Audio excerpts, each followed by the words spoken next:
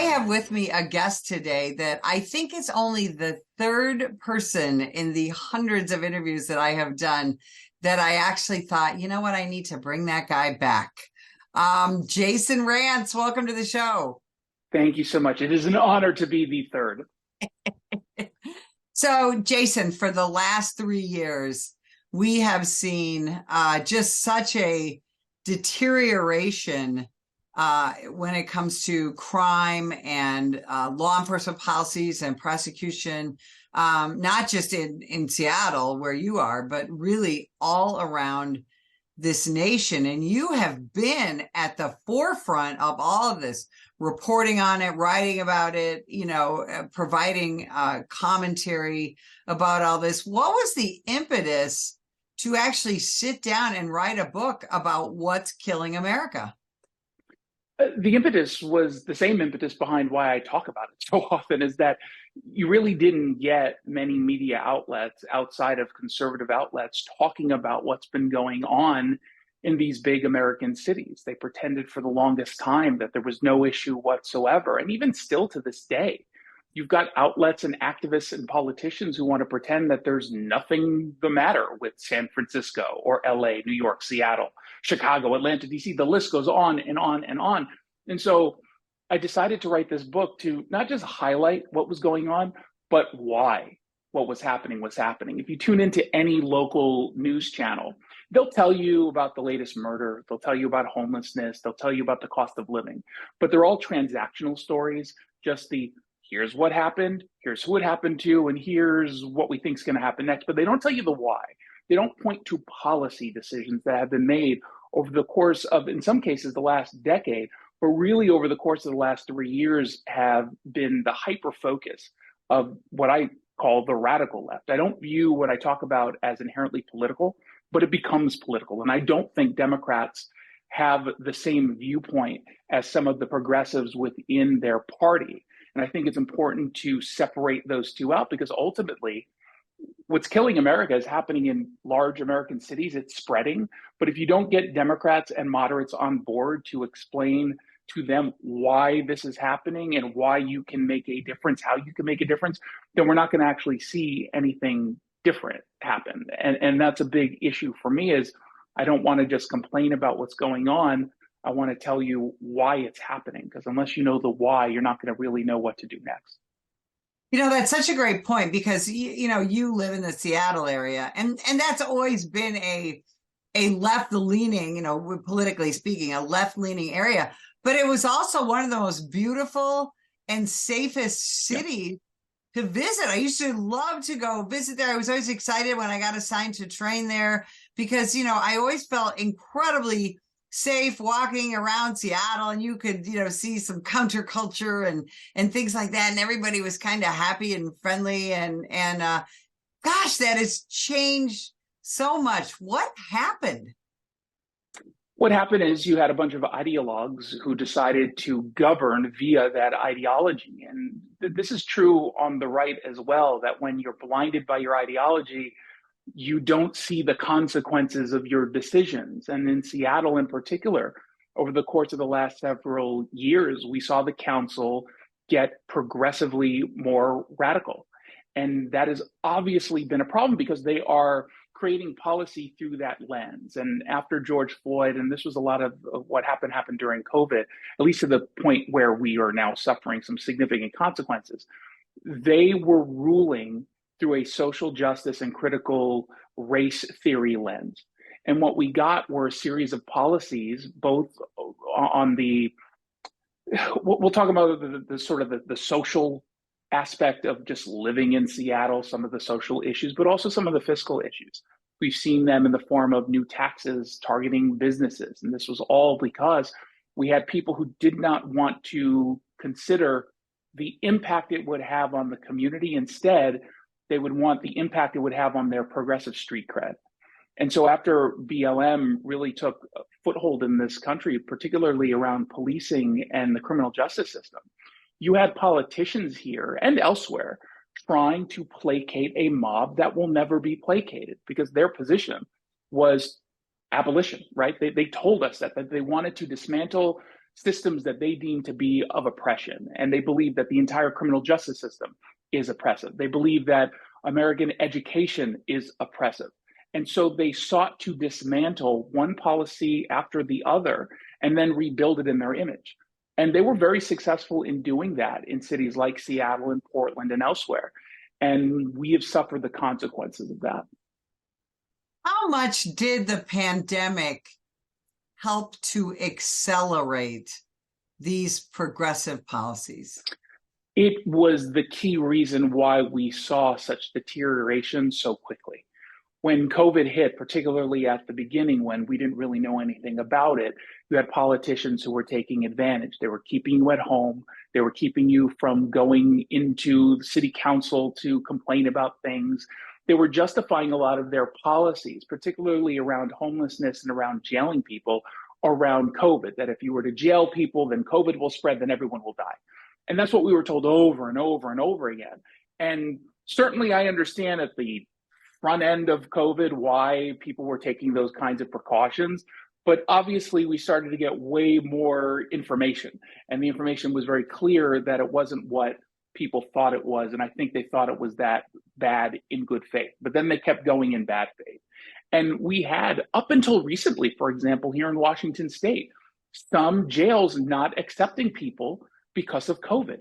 So when they turn away, they would turn around most misdemeanor charges, any non-violent felony, they would just release. They wouldn't even book.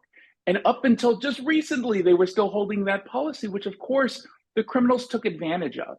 When you look at the homelessness crisis, you had policies in place because of COVID that we weren't going to bring people into congregate shelter because it would spread COVID and just kill everybody. It would lead to mass graves, which of course was ridiculous, but that was the policy. And so when you have a hands-off approach to homelessness, guess what? It gets worse. Same thing with drug use. We're going to go to you and deliver to you harm reduction model, sort of a strategy of here's a clean needle. Here is a fentanyl pipe. They were going out and handing these out, including to children here in Washington State. And it just got worse and worse and worse.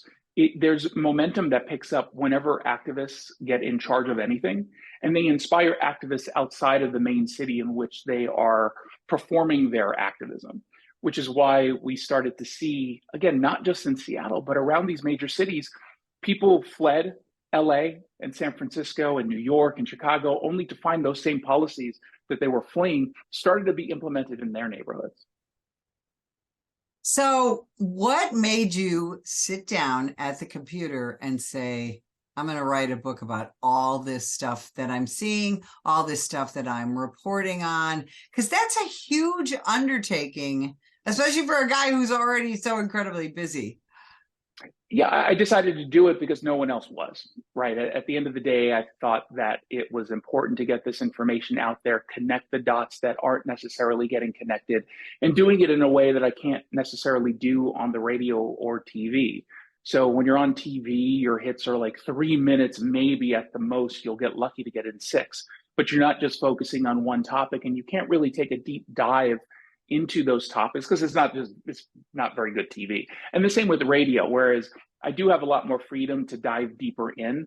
You know, I host afternoon drive, so I have to go through a lot of stories. I have to make sure that everyone knows what's going on, not just in sort of on one topic. And the ability in a book to really dive into the weeds sometimes and tell you exactly what's going on, but still do it in an informative and entertaining way, I thought was really important. And one of the other issues is, you know, there were a lot of policies that spread that have nothing to do with crime. And even though I'm kind of known as the crime guy in certain media circles, part 1 of the book is on that. But part 2 on the book is the lifestyle that we have been forced to adopt because of radical left views, whether that means a housing first model as it relates to homelessness, whether that means the free money that is handed out in the form of reparations and all the issues that are going into universal basic income, as well as just telling us how to cook, telling us how we're supposed to drive. All of those policies make life much more difficult for us, but also much more costly. While weirdly enough, you have the radical left complaining about the cost of living.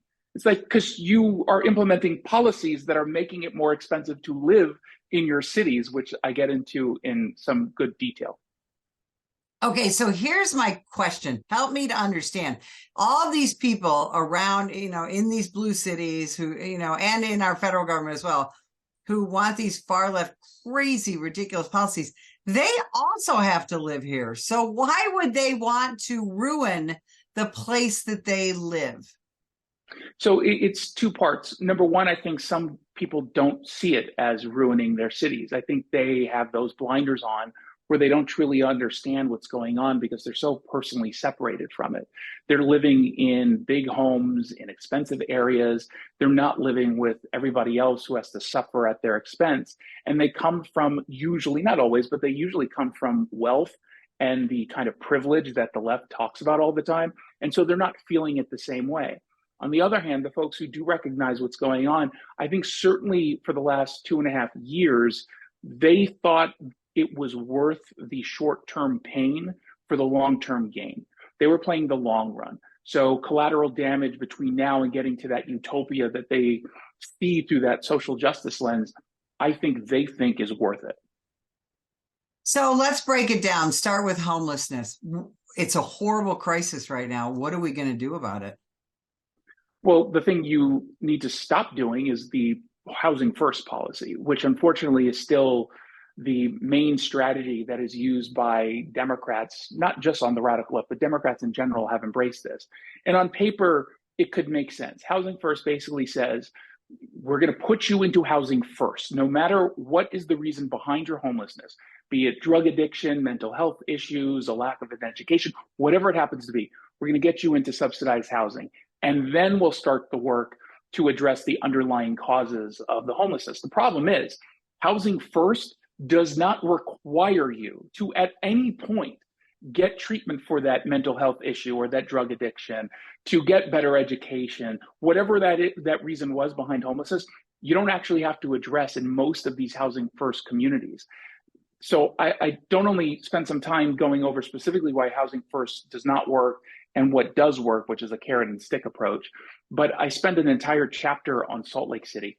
There is this myth that Salt Lake City, due to implementing housing first, was this massive success, that they got to a functional zero in homelessness. And it's funny because you think even though Salt Lake City as a city leadership is not conservative, it is Democrat. It's not progressive, but it's certainly leaning liberal. You have progressives who are saying, look at what happened in Salt Lake City with their housing first model. It was a huge success. And I went back and I looked at some of the press behind it, and it was all glowing. You had everything from the New York Times and the Washington Post and the Daily Show talking about how much of a success this was. But it wasn't a success. It was a huge failure.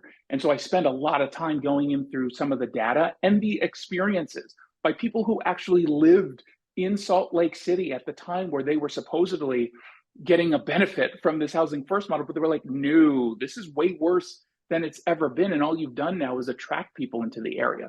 So I thought that that was a really important story that needed to be told. Yeah, it absolutely is. I go there, several times a year, and I know you're correct. They have not tackled that problem at all. So let's talk about crime. This is a big part of what you do. What do you talk about in the book when it comes to crime, and how are we going to solve this continued uptick in not just violent crime, but retail theft and just Yep. an utter lack of care and concern for other people's properties, other people's bodies, etc. What do you talk about in the book? So I talk about this from different cities around the country, and I take you through specifically the policies that have been implemented and the strategies that have been undertaken, from defunding to cashless bail to everything in between.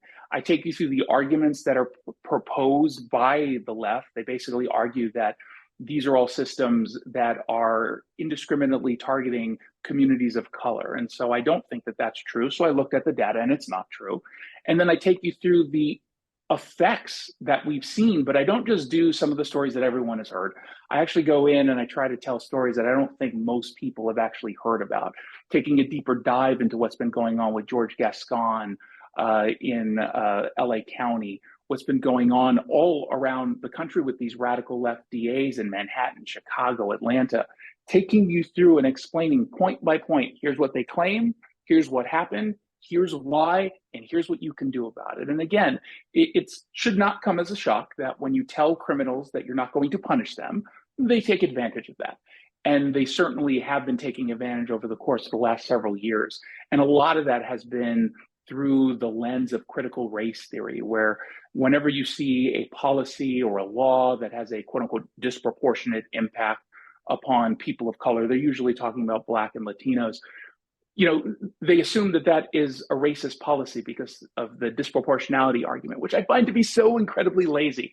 So I take you through what the actual data says, despite what they'll claim on the left, to explain why what they're proposing isn't working, and specifically things that we've done in the past have in fact worked. We don't have to get all that innovative. Sometimes you do. It kind of depends on the area you're living in and the issue at hand. But you just have to return to the way things were, making some minor tweaks along the way, and we'll get back to the stats that we once had. You spend a lot of time talking to cops. Cops talk to you. They tell you things. Tell people what you see, what you hear from American law enforcement. What I hear from American law enforcement is that they're unappreciated, that they're starting to say to themselves, it's not worth the risk to my life and to my family working in a city or for a council that doesn't care about me or appreciate me, that they are, pardon the lazy pun, handcuffing us in our ability to do our jobs. I mean, and again, I talk about this in the book, where I go through specific laws that have been passed that make policing more difficult. And sometimes it's policy, but a lot of times it's laws. So for example, in Washington State, we have a ban on vehicular pursuits in almost all circumstances. We finally were able to get the Democrats to make just a little bit of a change so that we can see officers pursue someone who's accused of a violent felony charge, that there's just reasonable suspicion before reasonable suspicion was gone and was just probable cause. And that's a good reform, I suppose, a walk back, but that wasn't the main reason behind the push against this vehicular ban. It was all the nonviolent crimes that this was fueling, because when you know you're not going to be chased, well, guess what? You just commit a quick smash and grab, or you steal a car or a catalytic converter, and you know you're going to get away with it, because oftentimes they're using stolen vehicles at the time. So I take you through specifically some of the complaints that I've heard from officers all around the country, because the good news is, at least for me, from my perspective, the research wasn't as intensive, because what cops complain about in Seattle is what cops are complaining about in Philadelphia or in San Diego or in DC. So it makes it really easy to be able to pinpoint very specifically what small changes can be made to make policing more attractive again, because we have not come anywhere close to fulfilling that gap in the officers that we lost and the officers that we need. Jason, if we made you king of the United States for, about a month, what would you do to put this country back on the right track? I would, and this again, because you don't really have to be innovative, I don't think, to fix a lot of these problems, I would walk back the policies that I believe have made this country less livable. I would walk back the insane number of taxes that have been proposed and implemented on businesses and top earners, because all it's done is chase people out of some of these cities. I take us through in one chapter just the mass exodus of folks who lived in California, who lived in New York, who lived in Illinois. They left. They went to Texas, Tennessee, Florida for a reason. And I think if we can start reversing time and going back just a few years, and again, not every single reform that was made or law that was proposed is a negative. I think there was some positive, but I do think that they've gone way too far. And I just want folks to look at these issues through an apolitical lens. The vast majority of this country does not look at these stories, look at these issues through a political lens. Politicians do. And I critique it through a political lens, because that's how we're being impacted. So I would walk back the defund movement. I would refund and increase my support. I would make sure that prosecutors who are not actually doing their jobs will get replaced. I think it's important to do that. Oh, absolutely. So Jason, when does the book come out? Where can we get it? Where can we find and follow you? And especially tell people where they can also find your afternoon drive show? Because it's what I live in Arizona and I listen to it. Yeah, so you can listen. If you're in Western Washington, I'm on KTTH 770 AM from 3 to 7 p.m. If you're outside of Western Washington, you can either stream it on the KTTH app or you can subscribe to the podcast. Wherever it is you get your podcast, just search for Jason Rantz Show. And to follow me, I'm on Instagram and Twitter and Truth Social and Getter, all those things under Jason Rantz. And then, of course, the book, which I finally got my copy of earlier on. It comes out in 2 days from now, or I guess depending on when you're listening, September 26th. Pre-orders are incredibly important, especially for conservative authors. They make us jump through a lot of hoops to get onto any bestseller list, as many people have found out once they're following some of these stories with Greg Gutfeld or Mark Levin. It's not easy. So please pre-order the book. And what I've been telling people who have already purchased, get one for a liberal friend who maybe you're trolling a little bit, but maybe they will open up their minds just a little bit and start to make some of these changes. Because a lot of these issues are starting in Democrat-run cities, which means we're talking to Democrats. And it's important for them to get a slightly different perspective than they're getting in local media, most likely. So I would encourage people to pick up the book. It's called What's Killing America? Inside the Radical Left's Tragic Destruction of Our Cities. I have my Audible pre-ordered. I have my physical book pre-ordered. Appreciate and it. when we get to see each other in person again, I can't wait to get it autographed. Jason Rantz, thank you so much for spending some of your valuable time with us today. And if you would like more information about the National Police Association, visit us at nationalpolice.org.